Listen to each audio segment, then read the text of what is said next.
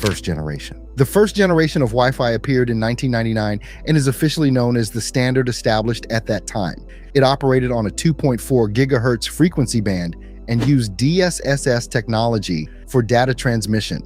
The network provided 11 channels, but in practice only 3 of them were non-overlapping, so interference and congestion were a persistent problem. From a security perspective, it relied mainly on WEP encryption, which was later proven to be very weak and easy to crack. Response time was high because network management was simple and not advanced, and power consumption was also high due to the limited efficiency of devices.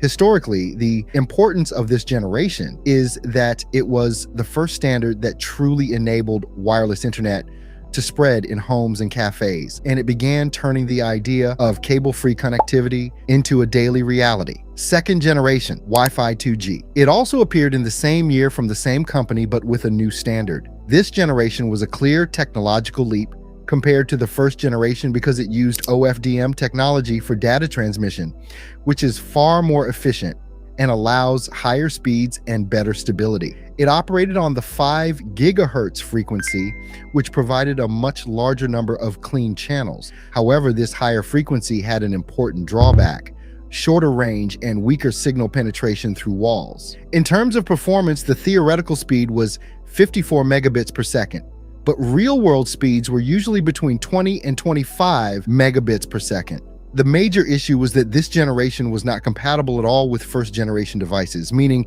devices could not work together on the same network. It was also very expensive when first introduced, both in routers and network cards, so it did not spread widely in homes and was mostly used in companies and offices. Third generation, Wi-Fi 3G. Introduced in 2003, the third generation of Wi-Fi came with a new standard developed by the same company. This generation was a real turning point in Wi-Fi history because it provided a technical improvement and a comprehensive practical solution that ensured full compatibility with first-generation devices, meaning old and new devices could work together on the same network without issues.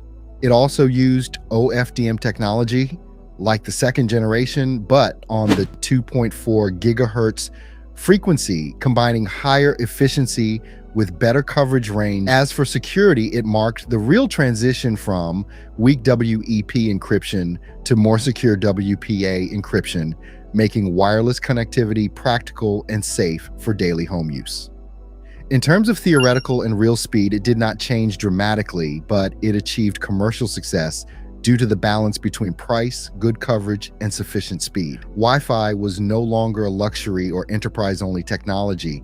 It became a standard household device worldwide. Fourth generation. This generation appeared in 2009, and it was a major technological leap because it did not only improve speed, but also changed how the network operates. It became possible to send multiple parallel data streams. This generation supported up to 4x4 MIMO. Compatibility was maintained with all previous generations without any issues. Coverage improved thanks to better error correction and signal processing technologies, making the network more stable and less prone to disconnection even with obstacles or longer distances.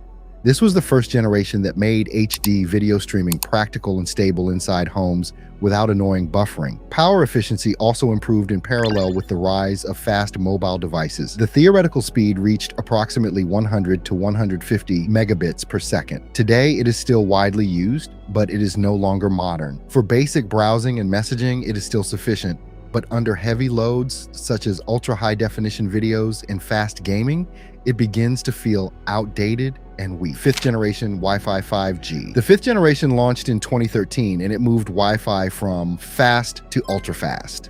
MIMO technology was further enhanced to support up to 8 simultaneous data streams, allowing massive data transfer without congestion. Instead of broadcasting signals in all directions randomly, the router now identifies the device's location and focuses the signal directly toward it, making it stronger and more stable, especially over medium distances. In real-world usage, speeds typically range between 400 and 900 megabits per second under good conditions. This made the experience closer to fiber optic speeds inside the home. Its biggest practical impact was on video streaming and platforms like Netflix and YouTube, which became smooth and uninterrupted at maximum quality. For this reason, it spread massively and became the main standard for home routers worldwide for many years and remains widely used today. Sixth generation.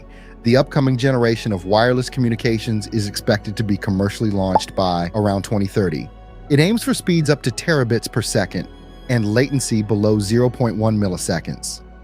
Among the expected future applications are holographic communication, 3D video calls with realistic hologram quality, and digital twins, creating precise digital replicas of humans or factories, allowing doctors to perform precise operations from another continent. Countries such as China and South Korea have already begun early experimental trials. Despite its promises, the technology faces major challenges, including infrastructure requirements, as it needs much denser networks of towers and fiber optic cables. Cybersecurity is also a concern, as the complexity of the network and the connection of billions of devices increase the risk of attacks. Extended sixth generation. This is not a completely new generation, but a direct extension of Wi-Fi 6 using a completely new 6 gigahertz frequency band. This means a huge number of clean channels. Latency is reduced further because devices no longer compete for the same frequency space, making this extension ideal for sensitive applications such as virtual reality and augmented reality. There's a very important requirement. Both the device and the router must support the 6 gigahertz band. If either one does not support it, you will not benefit from its advantages. Because of the higher frequency, the range is shorter compared to older bands, and the signal has more difficulty penetrating thick walls, so it works best when the device is in the same room as the router. Seventh generation. If Wi-Fi 6 made the network intelligent, Wi-Fi 7 made it ultra-fast and multipath, coming very close to fiber optic performance. The first signals of this generation began around 2024, with its most important feature being multi-link operation. This eliminates lag and buffering because the device connects to multiple bands at the same time. The network can now handle a massive number of devices without performance collapse, while providing more stable coverage even through walls and obstacles. As for speed, it could theoretically reach up to 46 gigabytes per second, allowing a 100 gigabyte game to be downloaded in 2 seconds. Or you may not even need to download it at all, because cloud gaming allows you to play the most demanding games in ultra high quality via direct streaming from servers without requiring a powerful PC. However, at present the world is still in the development phase of Wi-Fi 6, expected for commercial release around 2030, while Wi-Fi 7 remains a research concept and a long-term future technology that may not become reality until after 2040.